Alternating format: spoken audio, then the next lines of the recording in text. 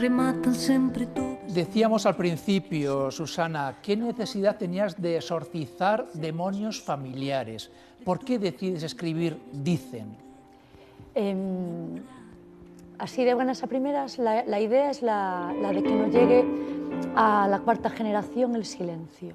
Es decir, yo soy nieta de la guerra, mi padre fue hijo de la guerra, mi abuela la vivió, y está estudiado. Ana Miñarro, investigadora catalana, tiene muy bien estudiadas las 4 generaciones que hay tras un trauma, ¿no? como puede ser un genocidio o una guerra civil. Y la verdad es que mi idea era, hay que hablar antes de llegar a la 4ª generación, hay que decirlo de una vez, hay que poder hablar tranquilamente de estos temas sin que cause problemas y disgustos. ¿Quién es este hombre, vuestro tío, tu tío, abuelo Manuel, del que Casilda, Gloria, Ubaldina, todos dicen que fue la gran desgracia de la familia, con una finca por Tarís que podía ser como el paraíso familiar, y que este hombre de alguna forma fue como la gran maldición de vosotros? Sí, a nivel familiar la historia era esa, ¿no? La historia familiar era que el tío Manuel era malo y había sido malo con toda la familia. Pero a mí lo que me tenía enganchada o lo que me tenía así como sorprendida era la segunda parte, ¿no? Esa frase que se repite a lo largo del libro, que era esa de si fue el malo con los de casa, ¿cómo habrá sido con los de fuera? Se repite muy a menudo como una letanía. Sí, porque es una letanía que llevábamos escuchando en casa de mis abuelos toda la vida. Yo la recuerdo desde pequeña.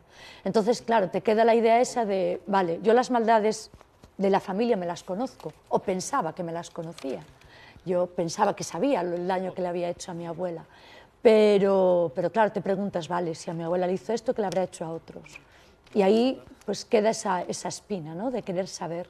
Claro, después en el proceso de investigación descubres que ni siquiera lo que pensabas que le había hecho a tu abuela era realmente así, había más cosas detrás, ¿no?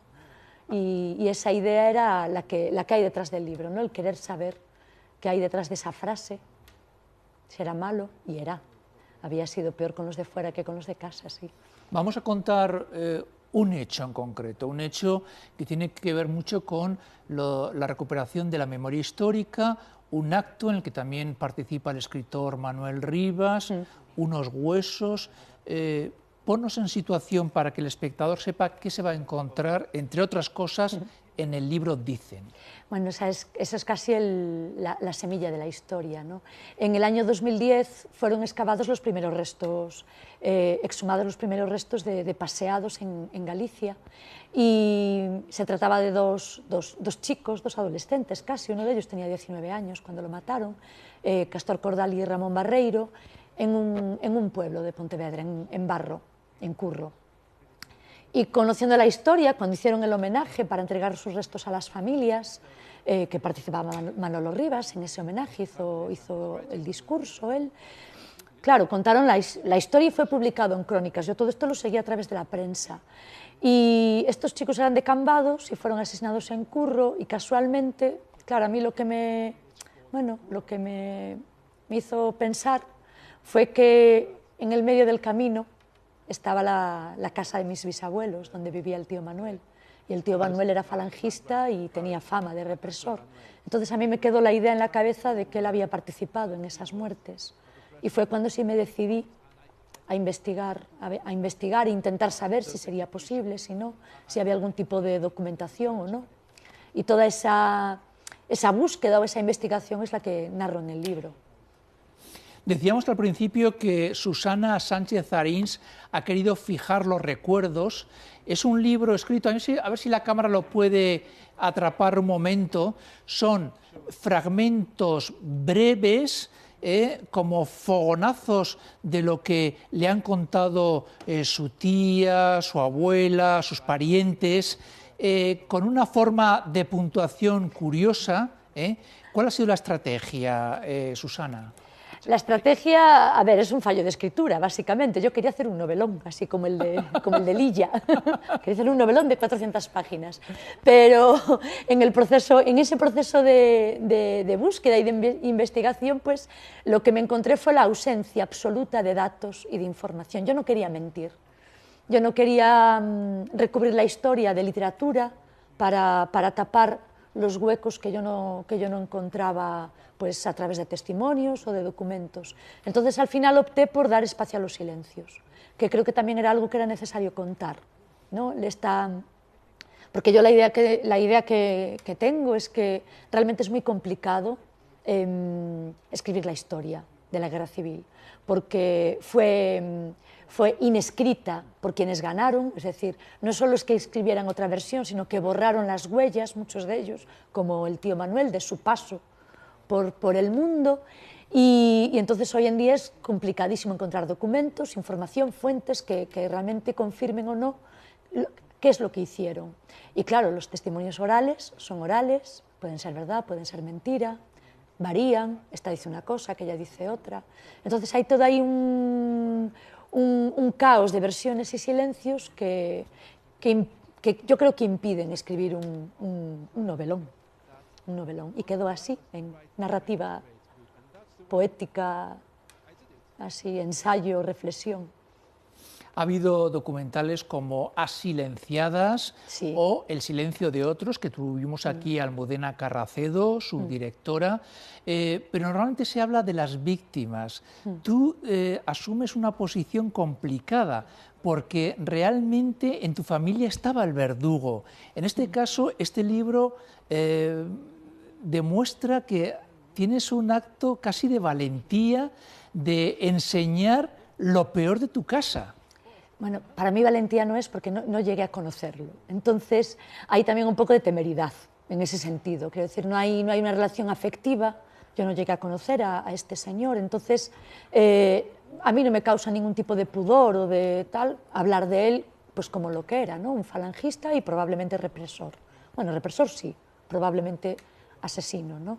El pudor venía por otro lado, ¿no? Venía por el hecho de poder hacer daño pues, a la familia, ¿no? En ese sentido, lastimar a personas que sí que son queridas, pues, a mi padre, a mis tías, al atreverme a contar la historia, ¿no? Porque al fin y al cabo, para contarla, sí que cuento pues, intimidades familiares, que no son mis intimidades, son sus intimidades, y en ese sentido pues, sí que hubo ahí una reflexión y un pedir permiso para publicar, y que ahí hay que agradecérselo a mi padre, porque fue él quien decidió que sí se podía publicar así la historia tal como está. Pero yo valiente no me siento en ese sentido, porque, sobre todo temeraria, porque sí que hay quien piensa que fue mucho atrevimiento, yo no veo tanto. Un último apunte para que vean ustedes cómo era ese señor, el tío abuelo Manuel. Lo que le pasó, ahora que has mencionado a tu padre, lo que le pasa al tío abuelo Manuel con su padre Ramiro, que era tremendo también, lo que tú cuentas aquí.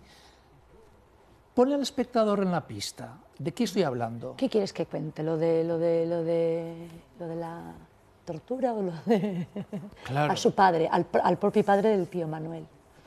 Sí, esa es una historia que contaba Ubaldina, que es la hija que hablaba. En el libro hay dos mujeres, mi abuela, Gloria, que es el silencio absoluto, por ella no sabíamos nada, y Ubaldina, que contaba todo. Y ella siempre cuenta la historia del día que vio a su propio padre cargado con los aperos de labranza y el arado, labrando sus propias tierras, castigado por su hijo, ¿no? Porque bueno, su hijo lo maltrataba y el castigo que había elegido esa vez fue ese. Una familia relativamente rica, porque eran ricos, en la que al propio padre lo puso pues, como mula de carga, ¿no? a cargar con el arado. Lo flipante de esta historia es que en una de las presentaciones de la versión original del libro, en gallego, uno de los participantes contó el mismo tipo de tortura precisamente en su comarca, que lo hacía pues, el rico del pueblo con los caseros que le trabajaban las tierras, que una de las obligaciones que tenían era esa misma.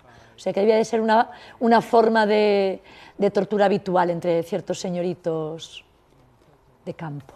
Y Susana Sánchez Arins ha sido la encargada, ella, de traducir del gallego aquí al español, en esta edición de la editorial de Conatus. Vamos a volver rápidamente al libro de Li Ya.